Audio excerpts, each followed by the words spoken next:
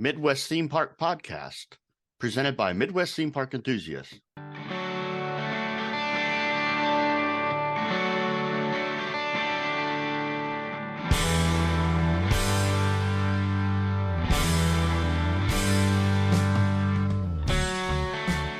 Hey everyone, I'm Nick McMahon, and today we are interviewing with Lou Axt from Adventureland Park. How are you doing, Lou? Oh, I'm doing great. Thanks for having me. Did I get your last name correct? Yeah, Axt, A-X-T. All right. Well, Lou, we appreciate you taking time out of your day to come and chat with us and talk about the Work Camper program, what you do for Adventureland, things like that. So why don't we start off? We know you work for Adventureland. What is your job title, responsibilities? Okay, well, I'm the rides operations manager and work camper recruiter. So basically what that means is when it comes to the rides department, I kind of head up the department and I'm responsible for a lot of the administrative and behind the scenes tasks, such as putting together training programs, documentation, scheduling. I work with the rides maintenance team to make sure that the rides are up and running and maintained properly. Work on a lot of different initiatives that affect safety and guest satisfaction. So really involved in a lot of the decisions that determine how the rides employees do their jobs and how they treat guests. So I'm really the number one guy to talk to if you have an experience that's less than perfect out at the rides, whether directly to me or through guest services. I'm the one that's probably going to be generating a response. I also am responsible for a lot of the corporate initiatives, the direction that we're going, whether just here at Adventureland or throughout the whole company, meaning Palace Entertainment or Parques Reunidas, our parent company. And also, as I mentioned, work camper recruiter. So I also am responsible for social media as well as live appearances where I'm talking to people that might be considering coming to work for us as a work camper. Okay. Well, we'd love to hear more about the work camping program. We'll talk about that here in a little bit. Okay. But we always like to talk about, I'm a food guy, and of course I love rides too. Who doesn't love the rides? And Adventureland, it's no secret that they have great food and great rides. So with that being said, we always like to ask, what's your favorite food item at the park? And it can also be, I know that the employees have a commissary that they can eat from. You can also talk about that too, because it might attract some employees. If you have a favorite food item that's served in the commissary but not out in the public, that's fine too. Well, that's kind of a tough question because I really like to eat and I can't think of anything from the park that I don't like, but I'm going to go with the traditional answer because if there's one thing I like, it's a loaded funnel cake. I think it kind of harkens back to when I was a kid. I lived in Massachusetts. I'd go to Riverside Park in Agawam before it became a Six Flags park.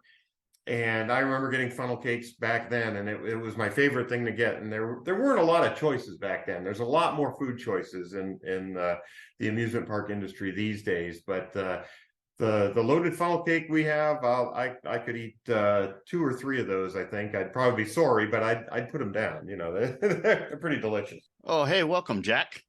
Glad you could join us. Hello, hello. Hi, Jack. How's it going, Lou? Good, thanks. Good, thanks. We were just talking about my favorite food, and I had a little hard time choosing, but the loaded funnel cake won out. Oh yeah, hard to go wrong with a loaded funnel cake. I agree. So, Lou, now that we've talked about what your favorite food is, what would you say your favorite ride in the park is? Maybe both to operate and to ride. Well, I'm going to go with the same answer for both, and this is going to show how old school I am. Because I've got to go with the Tornado. I have to go with the Tornado for operating because it is one of the last rides that are manually controlled. And so the operator has a lot more to do with how those brakes work than on most rides. And so it's a lot of fun, requires a little bit of finesse. So that's definitely the ride I enjoy working the most. Although I can't say by a wide margin, I like them all. But as far as riding, I'm going to also say the Tornado. I've just always found a certain thrill to the wooden coasters. And a lot of people say, well, you got to ride in the front of it. The front seat's the best. I'm going to disagree with that because I prefer to be at the very back seat. I like that feeling of getting more airtime, and you can't beat it on the Tornado. So, Yeah, seat 11 or any non-wheel seat is the winner for me. good call. It's actually, you get the smoothest ride of it. And I always try to get seat 11. Huh? Cool. All right, so moving on. So obviously, you're the director of rides at Adventureland. That means you must have a little tenure at the park. How long have you been working for the park, Lou? Well, I'm going to correct you a little bit because these days I'm called Rides Operations Manager. Okay. So I'm actually not director level. So in all fairness to our directors here, but I've been working for Adventureland since 2014. And in a little different from some of the other people that work here and that work in the industry, I didn't start out in the amusement park industry or the entertainment industry. I had a successful career in retail and technology prior, and that led me into work camping at being semi-retired, which introduced me to Adventureland, and I just couldn't get enough of it. So here I am now since 2014, starting out as a seasonal employee and now full time running the rides department. So it's kind of come full circle for me. Lou, you mentioned you're semi-retired, but I know you've been full-time for a couple of years at the park now. Yes, I am. What was the decision to retire, so to speak, from work camping and go back to being a full-time employee? Excellent question. My wife and I returned to Adventureland as seasonal employees and work campers every summer because we really enjoyed not only the park, and I mean that because of the people, both employees as well as guests, but also the area. We just really love the Des Moines area, lots to do. And I am now a believer in the Iowa Nice term. I'm not sure we would have been as enthused to stick with working in an amusement park if we were out on the East Coast. I don't know. But we just kind of fell in love with everybody here. And as time went on and we both kind of gained expertise in the industry, we were just drawn further into it. And when my wife and I decided we were done with living in a little 24-foot Airstream trailer, and she wanted her big kitchen again so she could be baking things for me and what have you, we decided that we would pursue full-time employment here and settle. And we're living in Altoona now. So it's kind of in a roundabout way. It took some time to develop, but we talked about for 2 or 3 years. We talked about how this is where we wanted to settle when we stopped traveling, and it all just kind of came together at once where it fit. And I'm really excited about my role as rides operations manager here because it does fit well with some of the previous experience I have, and fits well with what I think is my strength, which leans very heavily towards training and motivating employees. So I hope that answers your question in a rambling way. Oh, it sure does, and I'm glad you talked about that. And it's as everybody may or may not know, I've had an opportunity to work with you at the park, the past few seasons, and your passion for the park really shows. And it's nice to get your perspective on why, the why would you, semi-retire and then go back to full-time employment. And it's, if you've got a passion for something, you should do it. And I'm a fervent believer in that. So I agree. And I've never worked so hard and had so much fun at it as I've had here at Adventureland. So yeah. So what is it about Adventureland that makes you want to come back and work for so long and semi-retire, I guess? Well, I would say one of the biggest elements in answering that question has to do with so many friends and coworkers that I have here that I and just really enjoy their company, really enjoy working with the people I work with. Adventureland has a culture that I've never encountered anywhere else before. I fully believe that everyone has each other's back around here in terms of within the Adventureland community and within those that work here at Adventureland. There's much more camaraderie than many places I've worked before. So I think that really has been a big part of it. And another part of it is, as I mentioned, I've never worked this hard anywhere where I've had so much fun at it. It's incredibly rewarding to me, both to see the smiles on guest faces and to see them having a good time. But it's also really rewarding to develop the crew here. And we have a unique situation where we have work campers that are, we have work campers that are in their 80s, and we have 16-year-olds that are just starting out at their first job here in the rides department. And that I just find that there are very few situations like that out in other sectors and other businesses, and it creates kind of a unique environment. I mean, Jack, with you being a little bit younger than I am, and you're what, a year into working for Adventureland, so you can probably offer a different perspective on the same subject. And I hope you'll agree. There's a team effort, a team environment, a camaraderie that's very good here. Would you agree? Oh, absolutely. And I mean, you feel it from the second that you start working there too. It's just like instantly you feel like everybody has your back. Exactly. And I got to be honest with you, as somebody who's never worked for the park, but worked with a lot of the folks in the park, I see the culture as both a guest and somebody who has not a huge bit, but a little bit of the behind the scenes. I have made great friends with some of the ride operators and stuff like that. Where we're friends on Facebook and we communicate regularly, some of the work campers. And I see that culture. They talk about that culture. And so, I mean, you guys really have a great thing going there. And as much as I wish I could work for the park, it just unfortunately doesn't fit in with my current lifestyle and career. But maybe one day when I get a little older, I could be a work camper. Sure. We'd love to have you. So, kind of shifting gears away from the regular season now, what do you do in the off season to keep yourself busy? Oh, that's a great question.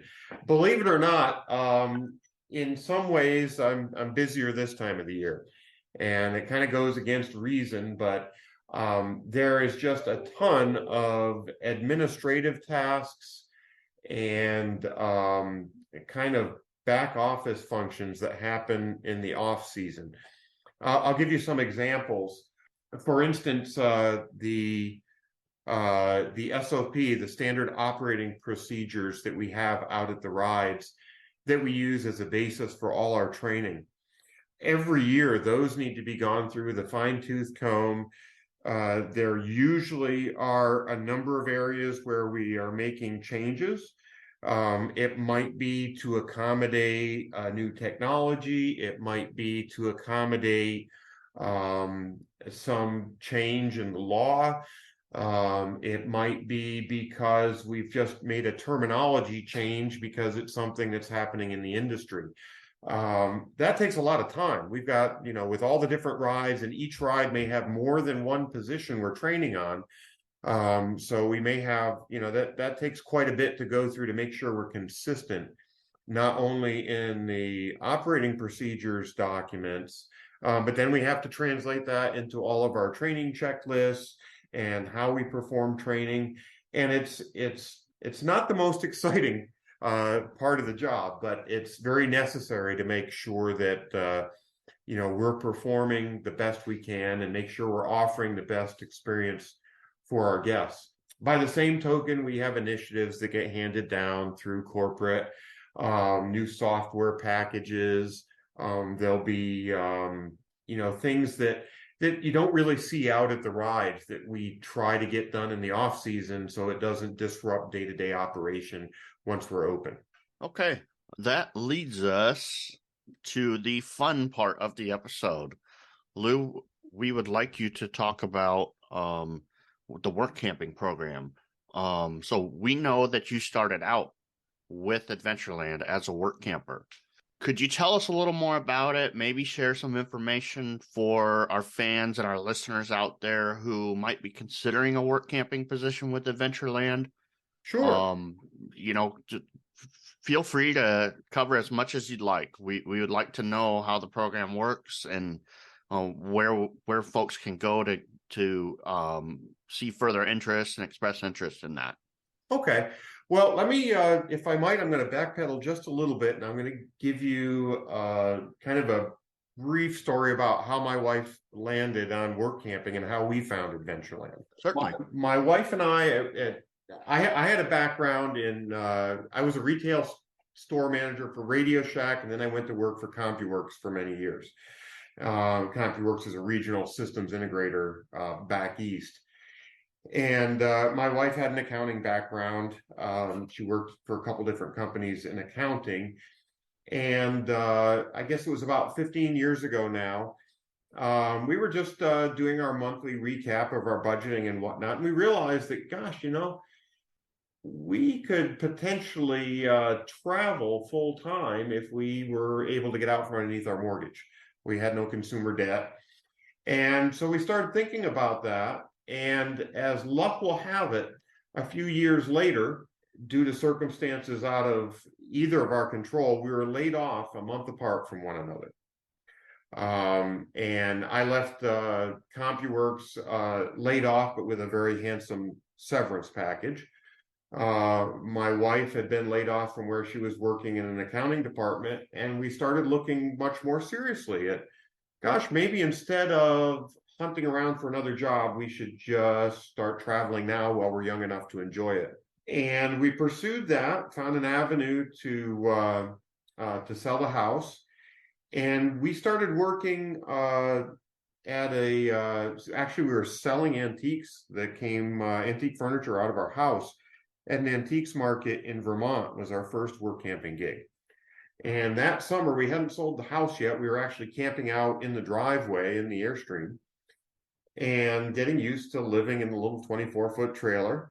Had a lot of fun, and we actually did very well selling off we had a lot of arts and crafts era furniture. And while we were there, we met someone that said, hey, if you like doing this, you should consider working for Amazon. They hire work campers. You can go and get a free campsite, and they'll pay you pretty good. And we looked into it, and they had a program in Campbellsville, Kentucky. So we were living in Massachusetts. We went down to Campbellsville, Kentucky after the house had been liquidated, and worked for Amazon for 3 months. And we met someone there that said, you know what you should do in the spring? You should go try working for Adventureland. And we're like, Adventureland? Never heard of it. Where is that? And I said, oh, it's out in Iowa. And I said, corn country, why would you want to go there? Well, after talking to this person for some time, we heard that, oh, it's a lot of fun and you're going to meet a lot of people. And they've got a huge work camper program that's been one of the oldest in the country. I said, really? Had no idea what it was about. My wife and I signed up. They hired us on. And in the spring of 2014, we showed up. They told us which campsite was ours. We backed in a little 24-foot trailer. There was a 40-foot motorhome on one side of us and a 45-foot fifth wheel on the other. We felt like, ants amidst the giants. And awaited further instruction. Really had no idea what work camping was about to speak of. And so we showed up for our first training day. They showed us around the amusement park. And we just immediately started enjoying ourselves. That same culture that you both mentioned that you could feel around here, we felt from the first day. There was a lot of friendliness amongst people working in the park from different departments, and we just felt like we belonged right away. So we both worked in the rides department that summer. We went back and worked for Amazon at a different location that fall, but we came back the next spring, and that next spring I was offered the opportunity to help with setup and tear down, and so my season got a little longer. And just gradually each year learned more and more and more about the industry and about the park here. So to tell you a little more about what work camping is just a seasonal position where usually you are paid, but also receive a campsite as part of your compensation. Here at Adventureland, our season, of course, goes from May until the end of October. And many of our work campers will come and they'll work that entire period of time. In order to qualify for that free campsite, we ask that you're willing to work up to 32 hours a week, although more hours are available if you wish to work more. But 32 is kind of the minimum commitment. Now, on the shoulder of the season, during Phantom Fall Fest or at the very opening of the season, we're only open a few days a week. So you're not going to get that 32 hours. So for many of our work campers, they enjoy the fact that they can come and work for 8, 12, 16 hours a week and have a whole bunch of time to go and see all that there is to see around the Des Moines area. Center of the season, you get into the end of June, July, August, you're probably going to be scheduled for that 32 hours if you're a work camper. But there are other benefits. I mean, you'll get free admission to the park when you're not working. You'll get some free admission for people you know, whether that's you'll get a handful of tickets, but you also can get discounted tickets through our friends and family program if the free tickets you get aren't enough and you want to have people come visit.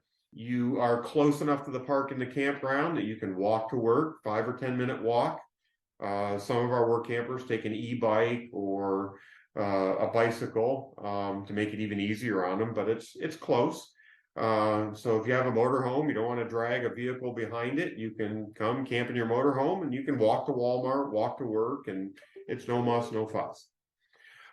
So that's a benefit for some of our work campers that work camp year round and just don't have a second vehicle.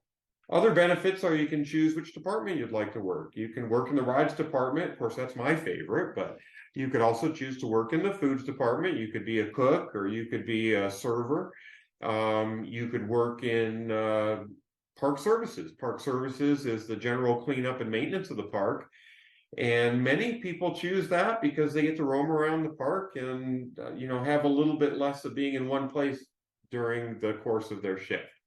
And so if that appeals to you, that might be an opportunity where you get to enjoy the park and you're just kind of picking up the trash that's around. Maybe you're emptying trash barrels now and again. There'll be a little bit of the janitorial type duties now and again, but it gives you a lot of freedom about the park. So that's attractive for many of our people that choose that. We have other work campers that return after their first year that may get asked to work other departments than those three, but those three are the ones that we offer first year work campers. The rest of the opportunities will just kind of depend on need. We don't have that many employees, for instance, at our front gate. There just aren't that many that are needed, so the openings are sporadic. We don't always hire for it from work campers, but there might be an opportunity that pops up this year. We'll just have to see, as an example. In the past, we've had work campers that have worked anything from security to the bank to even in the past, we have had seasonal workers in the hotel. I don't know if there will be openings this year or not. But there are other possibilities there down the road. If you're considering coming to work as a work camper, you can find a lot of information about the program. There are arrival and departure bonuses if you decide to work the majority of the season. And that's laid out. You can go to adventurelandresort.com and under the information tab, you'll find work camper. And that will give you some details. There's a work camper brochure you can click on, and it'll give you pretty detailed information in there as to the dates you need to be here and stay until to qualify for the bonuses.